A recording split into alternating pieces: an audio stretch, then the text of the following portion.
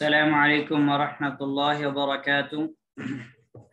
الحمد لله الذي نزل الفرقان على عبده ليكون للعالمين نذيرا وجعل القرآن نورا ومبينا يهدي به الله من اتبع رضوانه سبل السلام ويخرجهم من الظلمات إلى النور وأشهد أن لا إله إلا الله وحده لا شريك له وأشهد أن محمدًا عبده ورسوله الذي كان خلقه القرآن صلى الله عليه وعلى آله وأصحابه الطيبين الطاهرين ومن تبعهم بإحسان إلى يوم الدين وسلم تسليمًا كثيرا. أعوذ بالله من الشيطان الرجيم. وربك الغفور ذو الرحمة لو يؤاخذهم بما كسبوا لعجل لهم العذاب.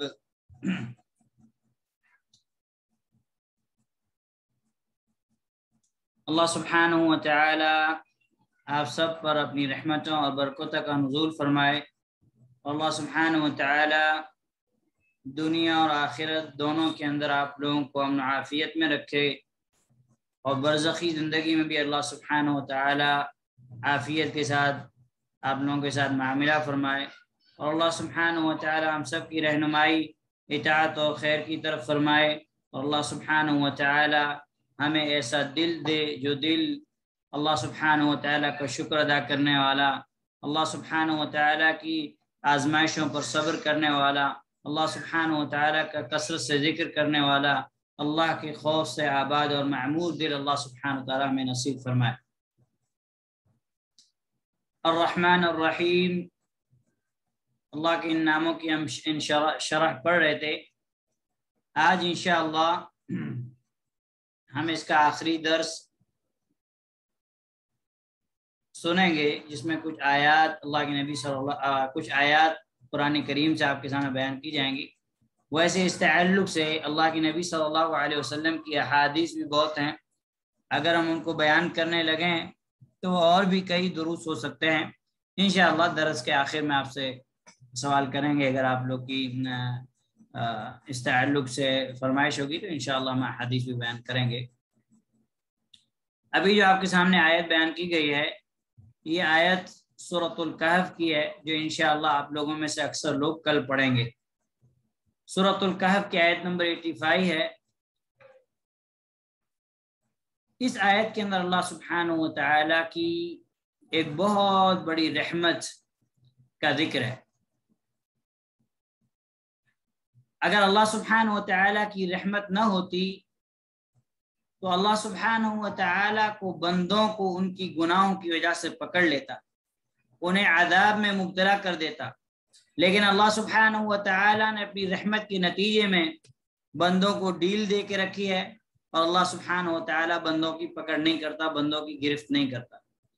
اسی رحمت کا اللہ سبحانہ و تعالی نے اس آیت کے اندر ذکر کیا ہے.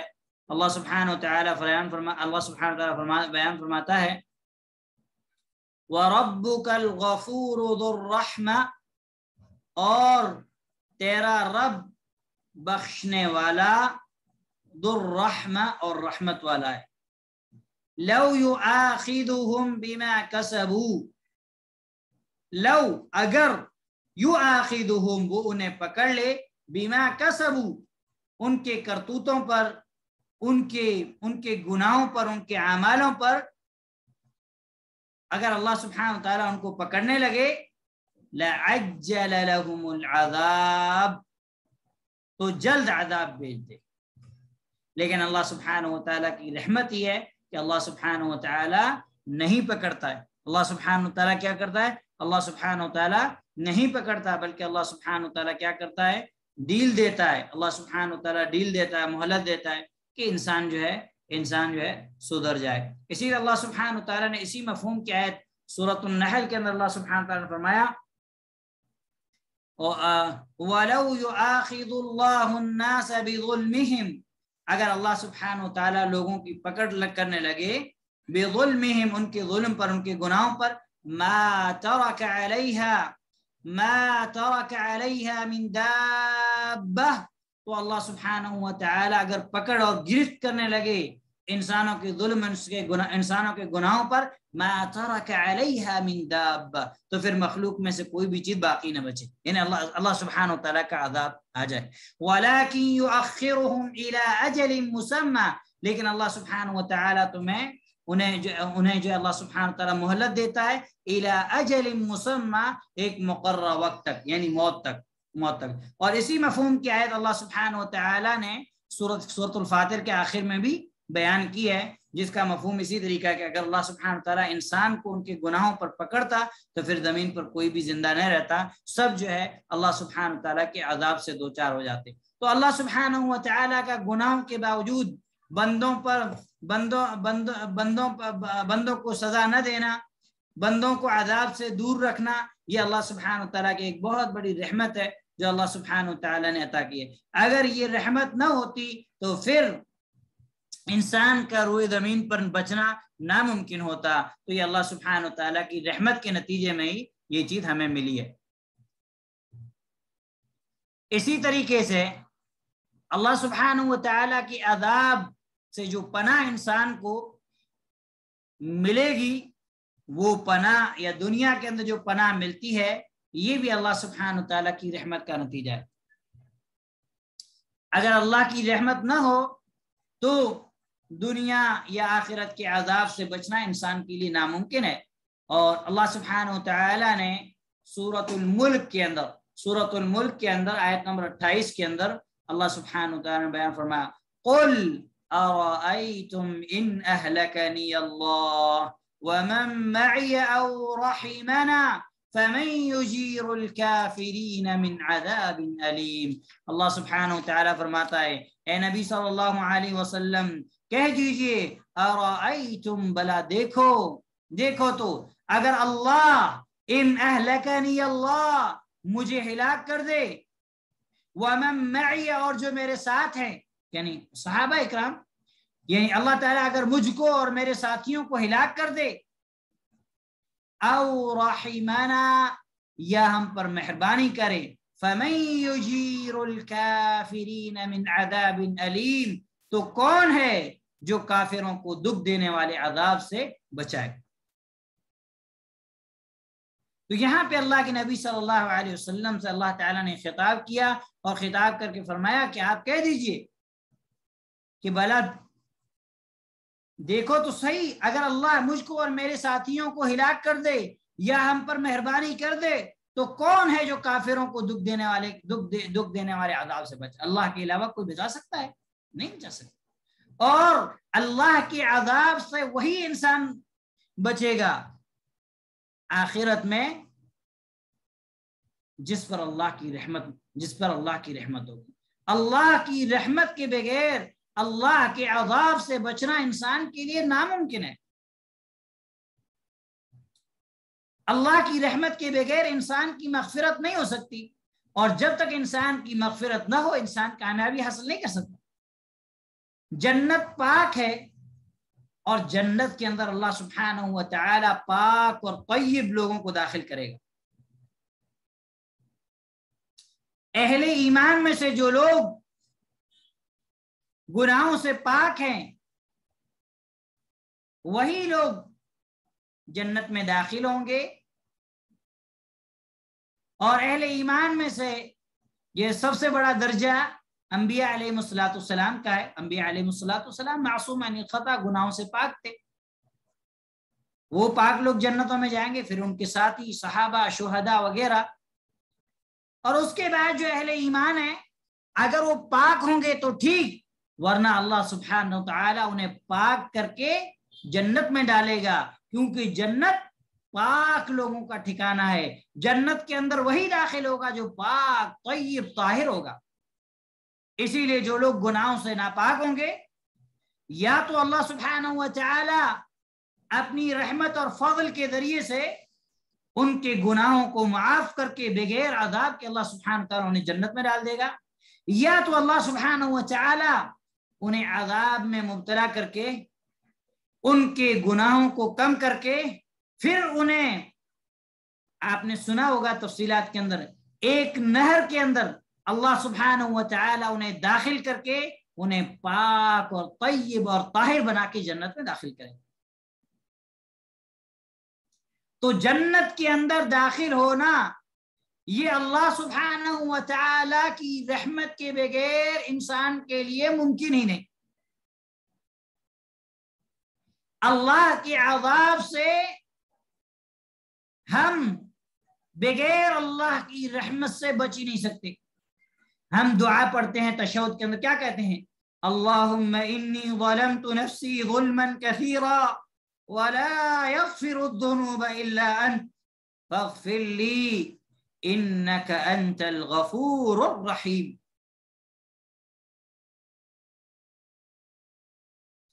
اللہ کی نبی صلی اللہ علیہ وسلم نے ہمیں اتنے پیارے کلمات سکھائے دعاؤں کے، شاید کہ ایسی کوئی دعا ہو جس میں اللہ سبحانہ و تعالیٰ کی رحمت کا ذکر نہ ہو، اللہ کی رحمت کی طلب نہ کی گئی ہو.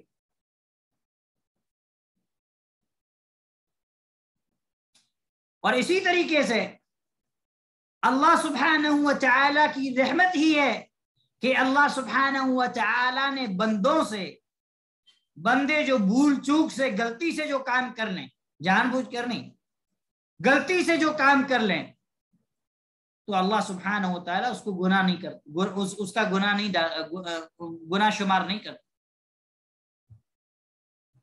سورۃ الاحزاب آیت نمبر 5 کے اندر اللہ سبحانہ و تعالیٰ کیا فرمایا؟ لیس علیکم جناح فیما اخطأتم به ولكن ما تعمدت قلوبكم وكان الله غفورا رحيما. اور جو بات، جو حرکت، جو گناہ تم سے غلطی سے ہو جائے، لیس علیکم جناح، تو تم پر کوئی گناہ نہیں ہے، وَلَكِنْ مَا تَعَمَّدَتْ قُلُوبُكُمْ، لیکن جو دل کے ارادے سے کرو اس کا گناہ لکھا جائے. پھر اللہ سبحانہ وتعالی نے فرمایا اور اللہ بخشنے والا اور رحم کرنے والا ہے. اب یہ اللہ سبحانہ وتعالی کے ایک عظیم احسان ہے ہمارے ساتھ کہ اللہ سبحانہ و تعالی نے بھول چوک پر ہماری پکڑ اور ہمارا مواخذہ نہیں کیا. اگر اللہ سبحانہ و تعالی اس چیز پر ہماری پکڑ کر لے، ہمارا مواخذہ کر لے، تو ہمارا کیا حال ہو.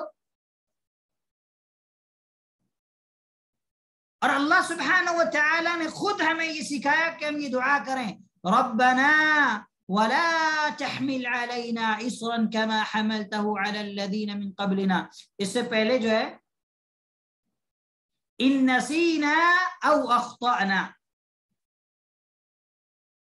ربنا لا تؤاخذنا، اے ہمارے رب لا تؤاخذنا، تو ہماری پکڑ نہ کر، ان نسینا او اخطأنا، کس پر؟ ہماری بھول پر اور ہماری انجانے کی غلطی پر. یہ اللہ سبحانہ و تعالی نے خود ہمیں سکھایا ہے کہ ہم یہ دعا کریں اللہ سبحانہ و تعالی سے، ربنا لا تؤاخذنا ان نسینا او اخطأنا. اے اللہ جو ہم بھول جائیں یا جو غلطی کر بیٹھے بغیر ارادے کے، اللہ تو ہماری اس پہ پکڑ نہ فرما، ہمارا مواخذہ نہ فرما. اور اللہ سبحانہ و تعالی مواخذہ نہیں کرتا اس پر. تو یہ اللہ سبحانہ و تعالی کی رحمت ہی ہے انسان کے لیے، اللہ سبحانہ و تعالیٰ کی انسان کے لیے رحمت ہی ہے. اور اللہ سبحانہ و تعالیٰ کی رحمت قرآن کریم کے اندر بھری پڑی.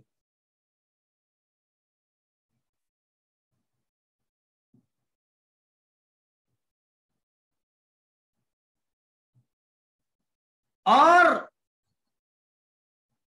اگر اللہ کا ہم پر فضل نہ ہوتا،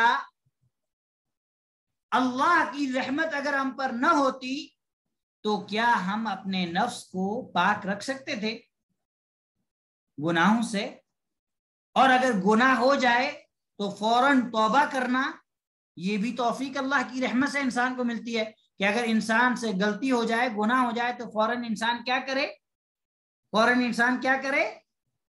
فوراً اللہ کی طرف رجوع کرتا ہے، توبہ کرتا ہے، استغفار کرتا ہے، کیونکہ گناہ ہونا یہ انسان کی فطرت میں ہے، لیکن گناہ پر اصرار کرنا، گناہ پر اڑے رہنا، توبہ نہ کرنا، یہ درست نہیں ہے۔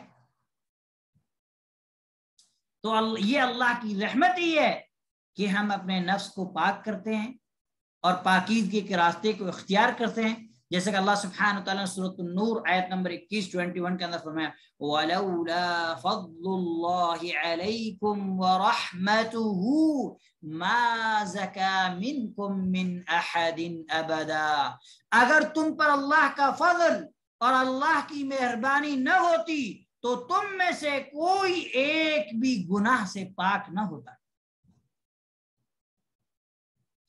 اگر تم پر اللہ کا فضل اور اللہ کی رحمت نہ ہوتی تو تم میں سے کوئی بھی گناہ سے پاک نہ ہوتا۔ گناہوں سے اپنے آپ کو بچانا یہ اللہ سبحانہ و تعالیٰ کی رحمت ہے۔ اسی طریقے سے مشکل حالات سے، تنگی سے کشادگی کی طرف لے جانا، ایک مشکل کٹھن حالات، ایسے حالات جس حالات کے اندر انسان کے لیے جینا مشکل ہو، ان حالات سے، کٹھن حالات سے، تنگ حالات سے کشادگی کی طرف لے آنا، یہ بھی اللہ کی رحمت ہے۔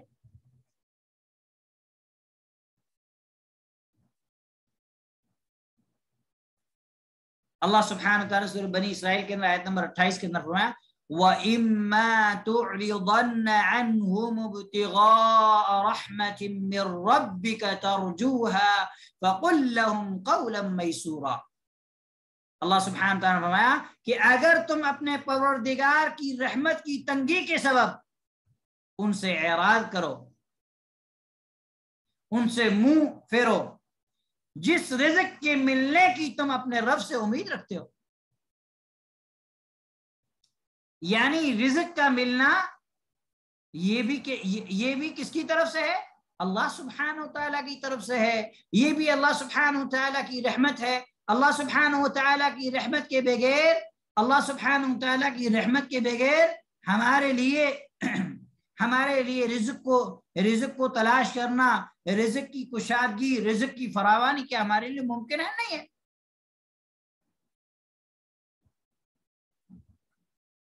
اللہ سبحانہ وتعالیٰ یہ انسان کو رزق کی تنگی سے کشادگی کی طرف لے کے جاتا ہے۔ تو اس لیے اللہ سبحانہ وتعالیٰ نے یہاں پر جو ہے ہمیں یہ چیز جو ہے بتائی ہے کہ رزق کا جو ہے یعنی روزی جو ہے یہ بھی اللہ کی رحمت سے حاصل ہوتی ہے۔ اللہ کی رحمت کے بغیر اس کو حاصل کرنا ممکن نہیں ہے۔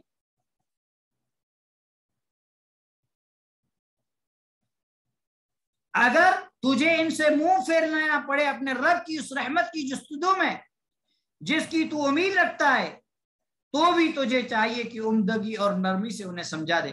فَقُلْ لَهُمْ قَوْلًا مَيْسُورًا، یہ اللہ کے نبی صلی اللہ علیہ وسلم کو حکم دیا جا رہا ہے۔ کس کو حکم دیا جا رہا ہے؟ اللہ کے نبی صلی اللہ علیہ وسلم کو حکم دیا ہے۔ سورہ بنی اسرائیل کے آیت نمبر 28 سے آپ لوگ تفسیر وغیرہ پڑھ لیجئے گا، ہم تفسیر میں جائیں گے تو کافی وقت ہو جائے گا۔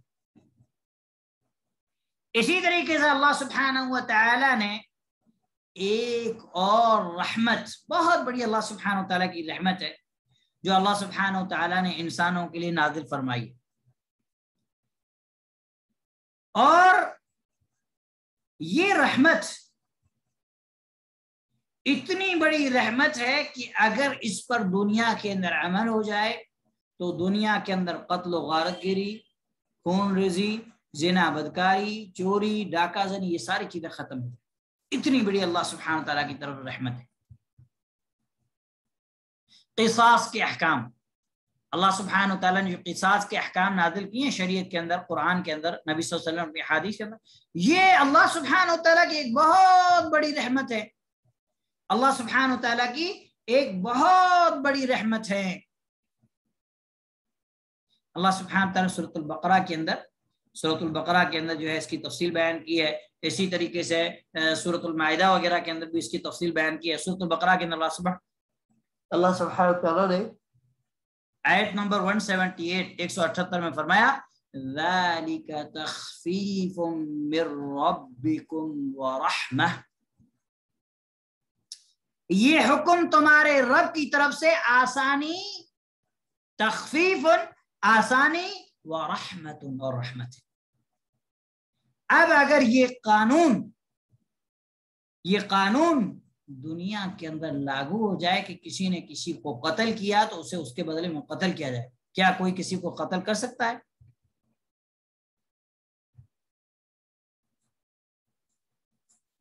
اگر یہ قانون دنیا کے اندر لاگو ہو جائے تو دنیا کے اندر جو قتل و غارت گری ہو رہی ہے، فتنہ و فساد ہو رہا ہے، یہ سب ختم ہو۔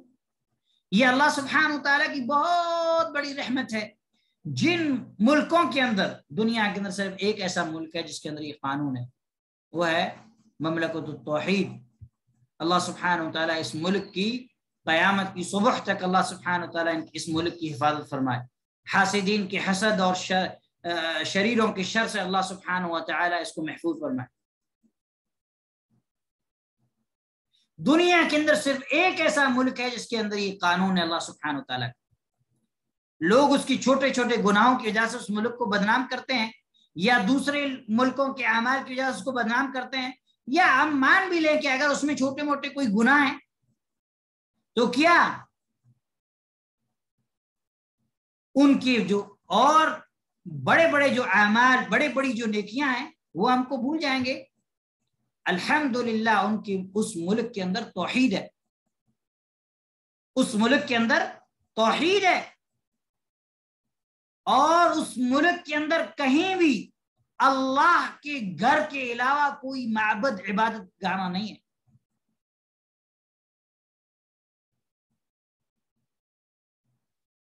نہ ہی کوئی قبر اور نہ ہی کوئی مزار ہے، نہ ہی وہاں کوئی بدعات ہوتی ہیں۔ قرآن و سنت کا قانون اس ملک کا قانون ہے۔ قتل کے بدلے میں قتل ہے، چاہے کوئی شہزادہ قتل کیوں نہ کرے کسی کو۔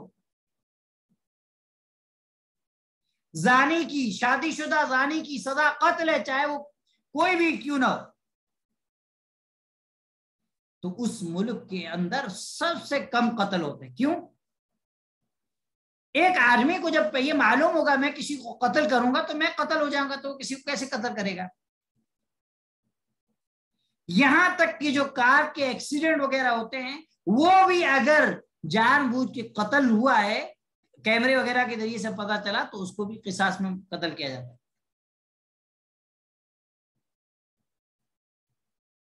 اور اگر قتل خطا ہے تو اس میں دیت ہوتی ہے۔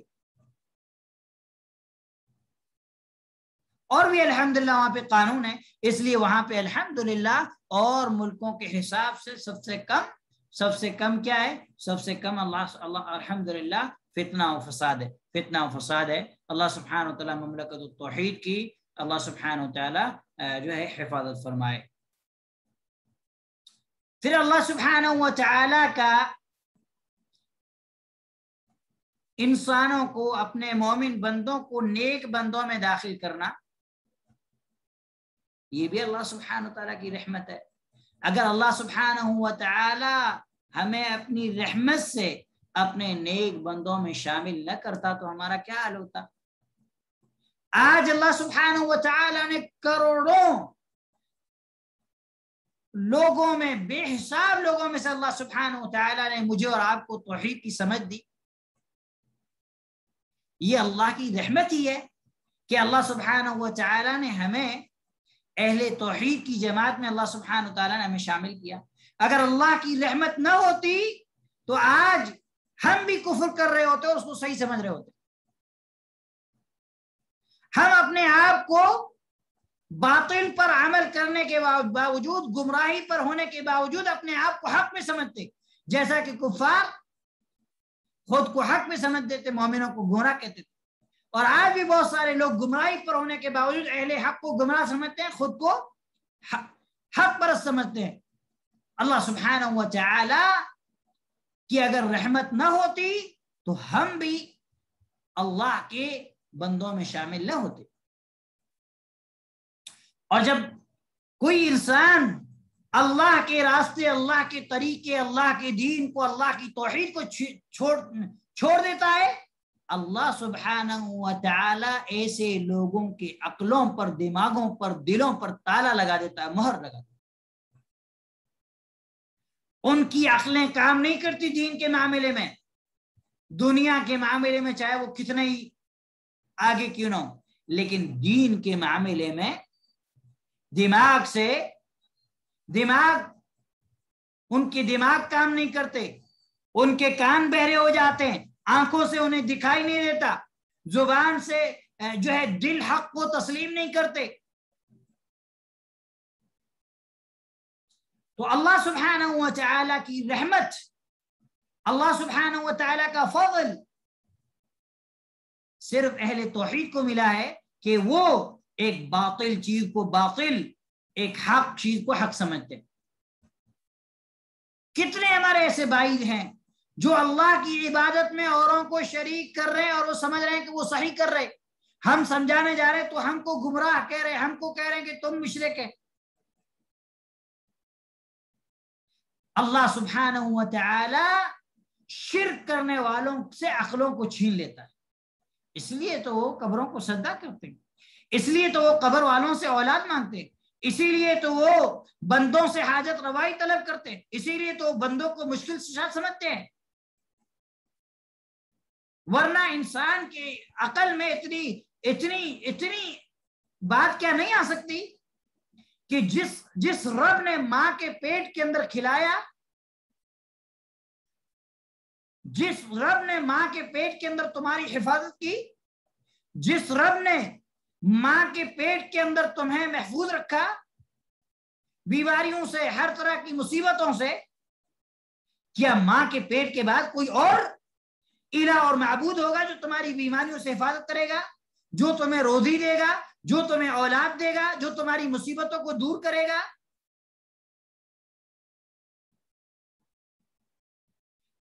شرک کرنے والوں کی عقلوں کو اللہ سبحانہ و تعالیٰ چھین لیتا ہے. اس لیے ہمیں ہمیشہ اللہ سبحانہ و تعالیٰ سے دعا کرنی چاہیے کہ اللہ تو اپنی رحمت کے ذریعے ہمیں توحید پر ثابت قدم رکھ. دنیا کے اندر سب سے عقل مند لوگ اہل توحید ہیں، اور سب سے بے وقوف لوگ مشرک اور کافر ہیں. اہل توحید بے عقل نہیں ہو سکتا. اہل توحید کی عقلوں کو اللہ سبحانہ و تعالیٰ بلند کر دیتا ہے. اہل توحید سب سے دانا اور حکیم ہے دنیا کے لوگ. آپ دیکھیں، اہل توحید کی باتوں کو سنیں، اہل توحید کی جو علماء ان کی کتابوں کو پڑھیں، ان کے علم سے آپ فائدہ اٹھیں، آپ کی عقلیں حیران ہو جائیں گی. کوئی بھی دین کا مسئلہ ہو، چاہے وہ اللہ کی توحید ہو، چاہے اللہ کے نبی صلی اللہ علیہ وسلم کی رسالت ہو، چاہے نماز ہو، چاہے زکوٰۃ ہو، چاہے حج کے احکام ہو، چاہے عمرے کے احکام ہو، چاہے طلاق کے مسائل ہو، چاہے وراثت کے مسائل ہو، چاہے نکاح کے مسائل ہو، چاہے تجارت خرید و فروخت کے مسائل ہو، چاہے معاملات ہو، چاہے کوئی بھی مسئلہ ہو، سب سے بہترین رائے، سب سے معتدل فتاوے اہل توحید کے ہیں. کیوں؟ کیونکہ اہل توحید سب سے زیادہ عقل مند ہے. جب انسان کے بعد عقل رہے گی تبھی تو وہ اللہ کی کتاب اور اللہ کی حدیث اور نبی صلی اللہ علیہ وسلم کے فرامین کو سمجھے گا. اگر عقل ختم ہو جائے گی تو کیسے سمجھ سکتا ہے؟ وہ کیسے سمجھ سکتا ہے؟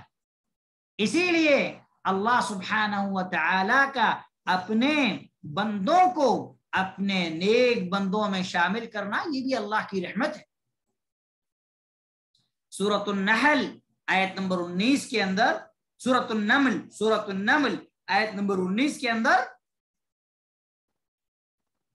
اللہ سبحانہ تعالیٰ نے کیا فرمایا؟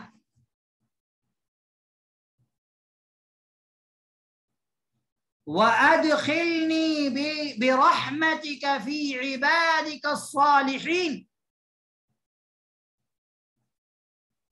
یہ ایک نبی کی دعا ہے. کس کی دعا ہے؟ ایک نبی کی دعا ہے. نبی اللہ سبحانہ وتعالی سے کیا دعا کر رہا ہے؟ وَأَدْخِلْنِي بِرَحْمَتِكَ فِي عِبَادِكَ الصَّالِحِينَ. اللہ اکبر. جب نبی اللہ سبحانہ وتعالی سے یہ چیز طلب کر رہا ہو کہ اے میرے رب تو مجھے اپنی رحمت سے اپنے نیک بندوں کے اندر شامل فرما، تو کیا ہم اور آپ اس چیز کے محتاج نہیں ہے کہ ہم یہ دعا اللہ سبحانہ تعالیٰ سے کثرت سے کریں؟ اور یہ نبی بھی کون ہے؟ اللہ اکبر، ایک عظیم اور جلیل القدر نبی ہے، وہ نبی جس کو اللہ سبحانہ و تعالیٰ نے ساری مخلوق کی زبانوں جو ہے زبان کو جو ہے سمجھنے کی اللہ سبحانہ و تعالیٰ نے جو ہے معجزہ دیا تھا۔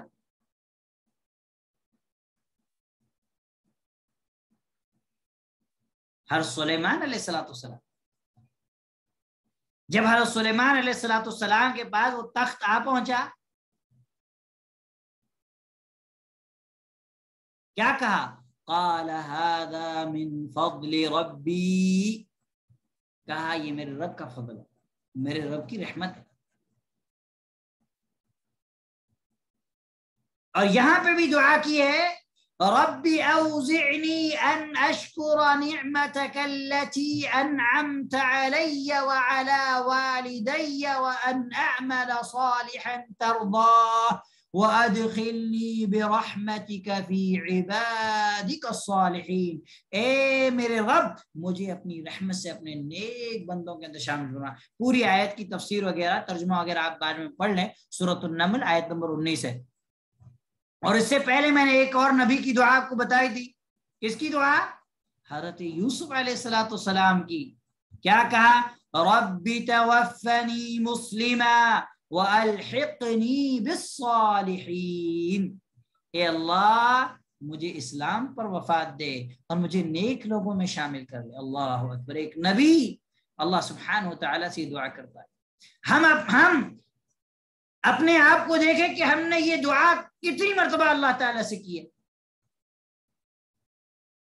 کیا ہم اپنی دعاؤں میں، اپنے سجدوں میں کبھی اللہ سبحانہ و تعالیٰ سے یہ دعا کرتے ہیں کہ اللہ تو اپنی رحمت سے ہمیں نیک لوگوں میں شامل فرما؟ آج ہم تو ایک معمولی چند نیکیاں کرتے ہیں، اس پر بھی ہمیں فخر ہوتا ہے، ہم لوگوں کو بتاتے ہیں میں تہجد پڑھتا ہوں، میں قرآن پڑھتا ہوں، میں یہ پڑھتا ہوں، میں فلاں پڑھتا ہوں۔ تم اللہ کے لیے کرتے ہو، اللہ کے بندو اپنی نیکیوں کو چھپاؤ۔ جیسا کہ سلف صالح رحمہ اللہ نے کیا کہا، سلف صالح رحمہ اللہ میں سے کسی کا قول ہے کہ تم اپنی نیکیوں کو اس طرح چھپاؤ جس طرح تم اپنی برائیوں کو چھپاتے ہو۔ نیکیوں کو ظاہر کرنے سے شیطان انسان کے دل میں ریاکاری ڈال دیتا ہے، انسان کے دل کے اندر ریاکاری آ جاتی ہے، اور ریاکاری شرک اصغر ہے، جس سے انسان کا عمل کیا ہوتا ہے؟ انسان کا عمل باطل ہو جاتا ہے۔ لہذا ہمیں اللہ سبحانہ و تعالیٰ سے دعا کرنی چاہیے،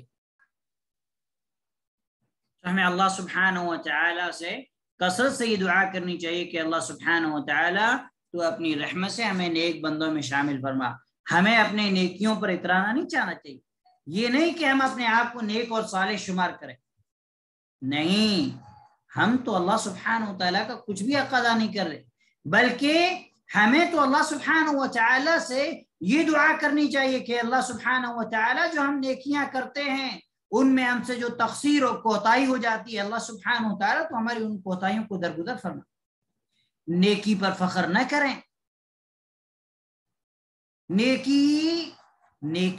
نیکی کرنے کے بعد اللہ سبحانہ و تعالیٰ کا شکر ادا کریں کہ اللہ نے آپ کو توفیق دی۔ اگر اللہ کی توفیق نصیب نہ ہوتی تو کیا ہم نیکی کر سکتے تھے؟ نہیں۔ اپنی عبادتوں کو چھپاؤ، لوگوں کے سامنے ذکر نہ کرو، خاص کر کے تنہائی کی عبادتیں، آپ جو ہے وہ آپ کی قرآن کی تلاوت، آپ کا تہجد، آپ کا اشراق یا اس طرح کی نمازیں۔ یہاں تک کہ جو ہے بعض سلف کے بارے میں آتا ہے کہ وہ بعض ایسے اعمال کرتے تھے کہ ان کی بیویوں تک کو بھی معلوم نہیں ہوتا تھا، گھر والوں تک کو بھی معلوم نہیں ہوتا تھا کہ وہ لوگ کیا کرتے، اتنا انہیں ریاکاری سے ڈر تھا۔ اور آج ہم اور آپ، ہمیں تو تھوڑی چیز پر شیطان ہمارے دل میں وسوسہ ڈال دیتا ہے۔ اور سورہ یوسف کی آیت کے تعلق سے کسی بہن نے سوال کیا، سورہ یوسف کی آیت نمبر 101 ہے۔ میں آپ کو سلف کا ایک واقعہ بتاؤں، یاد آیا مجھے۔ ایک سلف کے بارے میں آتا ہے کہ وہ جب دن میں اپنے گھر سے نکلتے تھے بازار کی طرف، جو بھی ان کی دکان یا جو بھی ان کا پیشہ وغیرہ تھا، تو وہ گھر سے ٹفن لے کے نکلتے تھے، کھانا لے کے نکلتے تھے، اور وہ ٹفن لے کے جاتے تھے اور وہاں پہ وہ کسی دوسرے کو کھلا دیتے تھے، لیکن خود روزہ رہتے تھے، اور یہ عمل ان کے گھر والوں کو نہیں پتا چلا، یہاں تک کہ اس کی وفات کے بعد، ان کی وفات کے بعد جن کو وہ کھانا کھلایا کرتے تھے اس کے ذریعے سے یہ معلوم ہوا کہ یہ روزہ رہتے تھے، کھانا مجھے کھلایا کرتے تھے۔ اسی طریقے سے امام زین العابدین وغیرہ کے بارے میں آتا ہے کہ جب آپ کی وفات ہوئی تو مدینہ کے فقراء، مساکین، غربا رونے لگے۔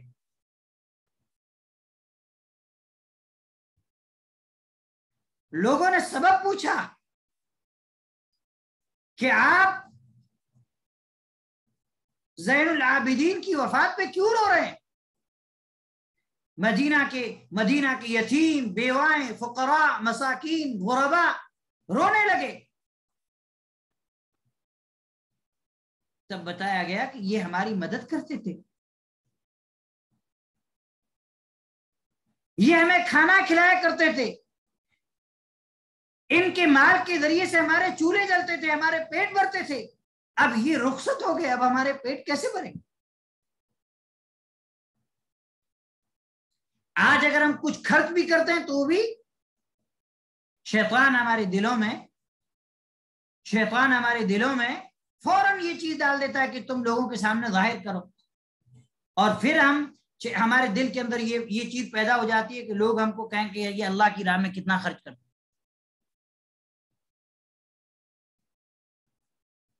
شیخ صالح الفوزان حفظہ اللہ ایک مرتبہ ایک واقعہ ذکر کر رہے تھے، اور یہ واقعہ موجود ہے، سلف سے ثابت ہے کہ سلف صالحین رحمہم اللہ عبادت کرنے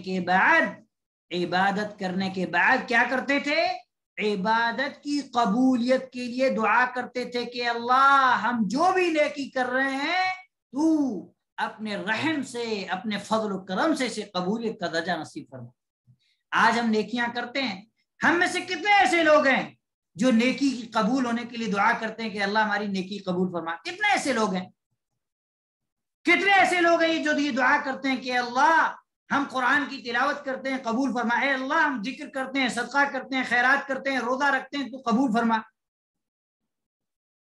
نہیں، ہمیں شیطان میں اس خوش فہمی میں مبتلا کر دیا کہ اس کی ضرورت نہیں ہے۔ سلف صالحین رحمہ اللہ سے ایک سلف کے بارے میں آتا ہے، وہ فرمایا کرتے تھے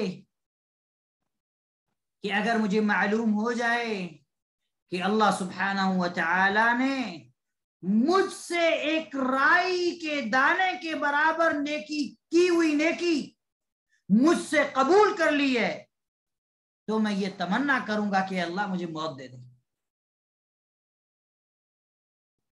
صرف ایک رائی کے دانے کے برابر اگر مجھے یہ علم ہو جائے کہ اللہ سبحانہ و تعالیٰ نے ایک رائی کے دانے کے برابر کی نیکی میں اللہ سبحانہ و تعالیٰ نے میری قبول فرما لی ہے تو میں یہ تمنا کروں گا کہ اللہ مجھے موت دے۔ کیوں؟ انما يتقبل اللہ من المتقین، اللہ سبحانہ و تعالیٰ متقین، پرہیزگار، اللہ سے ڈرنے والے، اللہ کے خوف سے لبریز دل، اللہ کے خوف سے کانپنے والے دل، ایسے لوگوں کی بات اللہ سبحانہ و تعالیٰ قبول فرماتا ہے۔ اس لیے ہمیں کثرت سے یہ دعا کرنی چاہیے۔ ایک تو یہ دعا کہ اللہ سبحانہ و تعالیٰ تو اپنے رحم، اپنے فضل و کرم سے ہمیں نیک بندوں میں شامل فرما، اور دوسری یہ دعا کہ اللہ سبحانہ و تعالیٰ ہم جو عمل کرتے ہیں ان اعمال کو قبولیت کا درجہ نصیب فرما، ان اعمال کے اندر اخلاص پیدا فرما، ریاکاری اور شہرت سے محفوظ فرما۔ شیطان اگر ایسے وسوسے ہمارے دل میں ڈالے تو اللہ سبحانہ و تعالیٰ فوراً اس وسوسے کو ختم کرنے کی ہمیں توفیق نصیب فرما۔ اور اسی طریقے سے یہ دعا کرنا کہ اللہ ہمارا خاتمہ بہتر ہو، خاتمہ بالخیر ہو۔ اور یہ دعا کرنا کہ اللہ ہمیں سچی توبہ کی توفیق نصیب فرما، اور یہ دعا کرنا کہ اللہ ہمارے دلوں کو دین پر ثابت قدم فرما۔ یہ دعائیں ہمیں کثرت سے کرنی چاہیے، سجدوں میں بھی اللہ سبحانہ و تعالیٰ سے یہ دعا کرنی چاہیے، جیسا کہ شیخ ابن باز رحمہ اللہ نے اپنی ایک وصیت میں یہ بات کہی تھی کہ 3 دعائیں سجدے کے اندر ضرور کرنی چاہیے۔ اس سے پہلے بھی میں نے یہ بات آپ لوگ کو بتائی ہے، صرف تذکیر یاد دہانی کے لیے آپ کو 3 عظیم دعائیں ہیں۔ شیخ ابن باز رحمہ اللہ نے کہا کہ اپنے سجود کے اندر یہ 3 دعائیں ضرور کرو، اور دعا کرتے وقت ان کے معنی، ان کے مطلب پر غور کر کے یقین کے ساتھ اللہ سبحانہ و تعالیٰ کے حضور سچے دل سے یہ دعا کرو۔ پہلی دعا کیا ہے؟ اللہم انی اسألک حسن الخاتمہ، اے اللہ ہم تجھ سے یہ طلب کرتے ہیں کہ تو ہمیں بہترین خاتمہ نصیب فرما، ہمارا خاتمہ خیر پر ہو، ایمان پر ہو، نیکی پر ہو، طاعت پر ہو، توحید پر ہو، سنت پر ہو۔ اور سلف صالحین رحمہم اللہ کو سب سے زیادہ جو فکر رہتی تھی وہ اسی کی رہتی، کیونکہ یہ دل کب پلٹ جائے، کب اللہ کی عبادت سے پھر جائے، کب کفر اور شرک، کب معصیت کی طرف پلٹ جائے، اس کا کوئی بھروسہ نہیں ہے۔ اسی لیے اس کا نام ہے دل، اسی لیے اس کا نام ہے قلب، قلب میں پلٹنے والا، گھومنے والا، ادھر سے ادھر ہونے والا، اسی لیے اس کو کہا گیا ہے قلب۔ اسی لیے اللہ سبحانہ تعالیٰ سے یہ دعا کرنی چاہیے۔ نمبر 2، یا مقلب القلوب ثبت قلبی علی دینک، اے دلوں کو پھیرنے والے میرے دل کو تیرے دین پر ثابت قدم رکھ، تیرے دین پر پھیر دے۔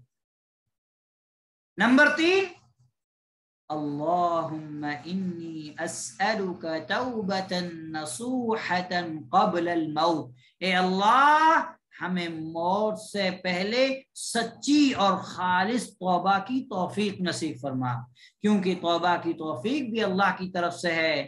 بہت سارے بندے ایسے ہیں جو اپنے گناہوں سے اللہ سبحانہ و تعالیٰ سے استغفار کرتے ہیں، توبہ کرتے ہیں، کیونکہ انسان سے خطائیں ہوتی ہیں جانے انجانے میں، جو انجانے میں ہوتی ہیں تو ان پر تو پکڑ نہیں ہے، لیکن پھر بھی ہم جو نیکیاں کرتے ہیں ان نیکیوں میں کب ہم سے کوتاہی ہو جائے، کب ہمارے خشوع و خضوع میں کمی آ جائے، کب ہمارے نیکی کرتے وقت ہمارے دل کے اندر ریاکاری آ جائے یا کوئی بھی ایسی چیز آ جائے، تو ہم جو یہ دعائیں کریں گے، توبہ کریں گے، استغفار کریں گے، یہ اس چیز کو ختم کر دے گا، اس لیے ہمیں کثرت سے یہ دعائیں کرنی چاہیے۔ اور اس کے بعد آیتیں تو بہت ہیں، لیکن یہ والی بات آ گئی تو ہم دوسرے مضمون کے اندر چلے گئے۔ اللہ سبحانہ و تعالیٰ سے دعا ہے کہ اللہ سبحانہ و تعالیٰ ہمارے دلوں کو دین پر ثابت قدم رکھے، اللہ سبحانہ و تعالیٰ ہمارے دلوں کو توحید پر ثابت قدم رکھے، اللہ سبحانہ و تعالیٰ ہمیں بہترین خاتمہ نصیب فرمائے،